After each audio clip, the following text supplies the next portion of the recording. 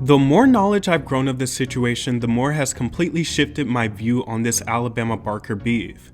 It's dark, sad, kind of funny, but mostly pathetic. To be completely honest, no pun intended, I was not checking for this beef. I just got reeled in due to how much it was being posted literally everywhere. And in my eyes, this is not a genuine rap beef. Like I said, it reminds me of the era of YouTube diss tracks. Bhad Bhabie has a recent song titled OG Crash Out, and it completely blew me, and not in a good way. This is why I said she should take her W while she's on a high, and not continue to drag it out. It's like you had me just a little, and then you completely lost me.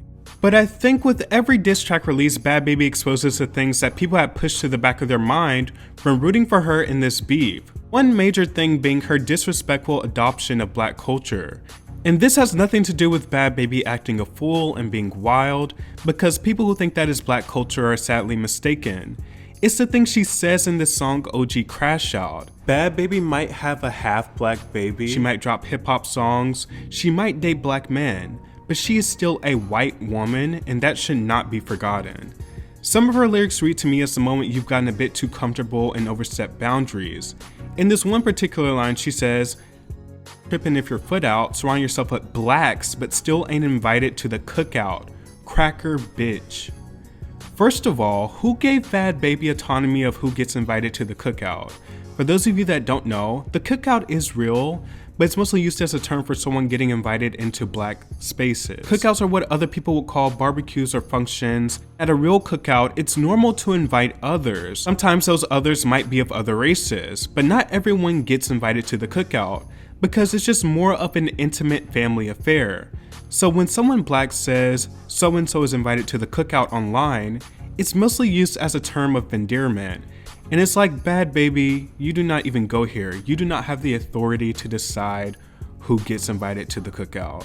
Second, why is she calling Alabama a cracker as if she is not white herself? And lastly, referring to black people as blacks gives me the ultimate ick. The beef has run dry. I also said I think Bhad Bhabie has the right to be upset if one of her friends is allegedly messing with someone who she's involved with. That's a normal feeling. However, I think finding out the severity of the abuse and dysfunction of the relationship that this beef stems from has completely tainted and shifted my perception. Bhad Bhabie was posting videos and pictures of this man beating her and the damage that she claimed he's done. It just feels harder for me to justify Danielle being the victor of this feud, or there even being a real winner. Like, yeah, on paper she's the winner, and had a better song than Alabama, and came a little harder than Alabama. But in actuality, there's no real winners. And yes, it's understandable to be upset at an alleged friend. At the same time, it feels a lot like misdirected anger, and maybe even more anger towards the woman at this point than the man who stepped out on her. I feel like it's honestly less about Alabama Barker and more about finally having someone to aim all the resentment she feels towards her man at a perfect target, and someone that's also easy to hate on. I will say I think the people that say, "Why are you still with him?" to Bhad Bhabie are dumb. Domestic violence relationships are a cycle. It's not as easy and cut and dry to just get up and leave. With that being said, I think her vitriol towards Alabama, constantly calling her a homewrecker, claiming that Alabama thought her BD was going to leave her for him, shows the true nature of the relationship she's in, where there's clearly not a lot of security. I posted something about her on my Finsta because it kind of ticked me off watching her live her life like she's not a fucking homewrecker. Like she didn't cause me so many problems. I was a postpartum mom going through cancer, finding out that my boyfriend was cheating on me. My baby daddy was cheating on me. So even though Levon is in the wrong, Alabama's even wronger because a man gonna be a man, but bitch, you call yourself my friend. Like, what the fuck? So anyways, I posted something about her on Finsta because I was ticked off watching her live her life like she ain't do nothing. I was just like, this bitch just acting like everything's fine and dandy. Like, bitch, you're a fucking homewrecker. Like, what the fuck?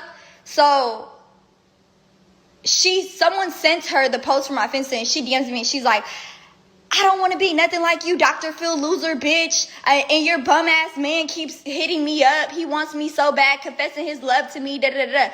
So yesterday, she sends me, was it yesterday, the day before yesterday?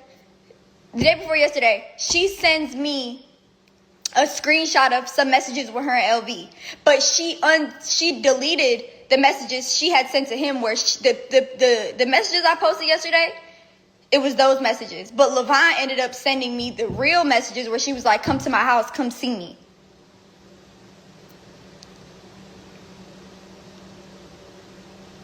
And Levine told me that they never even was in Vegas with each other.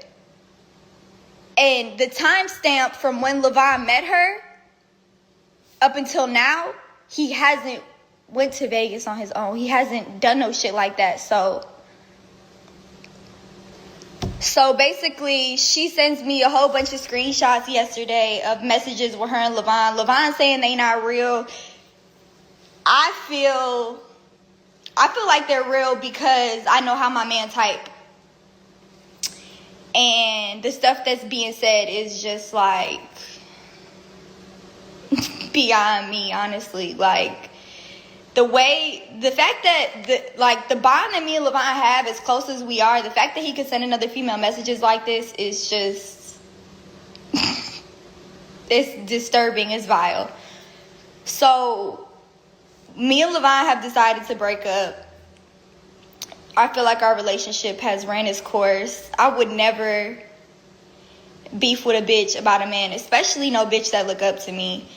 I'm not doing it. Like, bitch, I'm your OG. Please. Like, shit is really crazy. And, like, I literally just had surgery a couple days ago and I'm dealing with this right now. Like, shit is really crazy. But Alabama is a liar to some extent. She is a manipulator to some extent, as well as Levine is.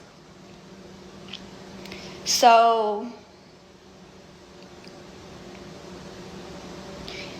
I just feel like our relationship has ran its course and there's nothing I could do at this point. This is beyond embarrassing.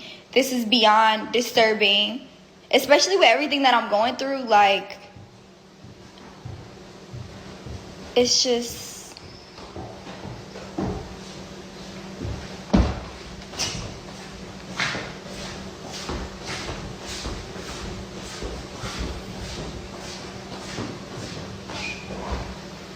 You got something you want to say?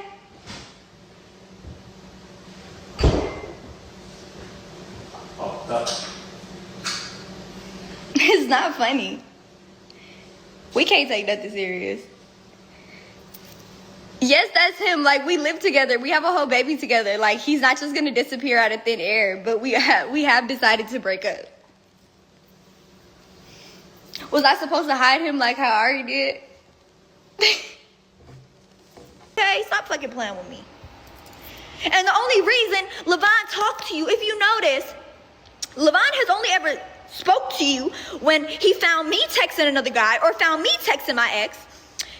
And right after I slept at my ex's house. That's the only reason Levine was even outside when he met you. What the fuck?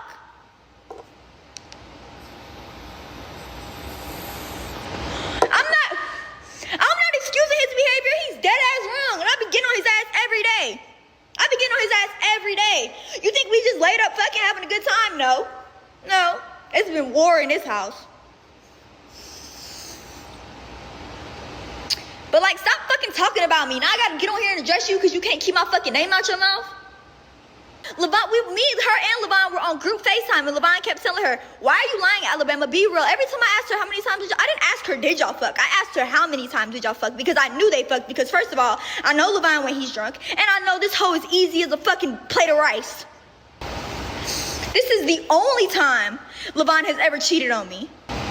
I don't just and then y'all had me fucked up too. Y'all said, oh, Danielle doesn't care if Levine cheats. I said, I've never had problems with Levine cheating, meaning I've never had it as a problem. It's never been a problem. He's never cheated on me before. He didn't cheat until I cheated on him, which I didn't even really cheat on him. I went over there because I need, whatever. That's not even the point. You can fuck up, but I can't. She wanted this man to be her man. First of all, like Levine was ever going to leave me for you. Okay, please. And just to be clear, Alabama Barker might not be innocent after all. She had her hand in this beef as well. But I do think with time, this will not be one of those beefs that the internet looks back fondly upon in the initial reactions, because there's a much bigger issue at play here, It's not just high school drama like it's being interpreted. In a sense, I kind of feel bad for Bhad Bhabie. She's clearly with someone that doesn't afford her security, and there's violence involved, but she constantly protects him to the point where it seems normal for her. I'm sure having Alabama Barker be the entire scapegoat at least makes her feel somewhat better. It's a mess of a situation, and with every diss track, it reveals itself even more. And neither of these girls are black. Some of the lyrics in these songs is what happens when you gas someone up too much and they get too comfortable. Like, girl, relax. You and Alabama might sit at a different table, but you still eat at the same cafeteria. And what I mean by that, in simpler terms, is two sides of the same coin. But yeah, I don't think this will be a beef that will age well. Instead of people being like, Bhad Bhabie absolutely demolished Alabama Barker with her diss track, which to her credit, she did. And just to be clear, by their standards, because I think real hip hop is held to a much higher standard. But I think with time this will be viewed as, that was one fucked up situation.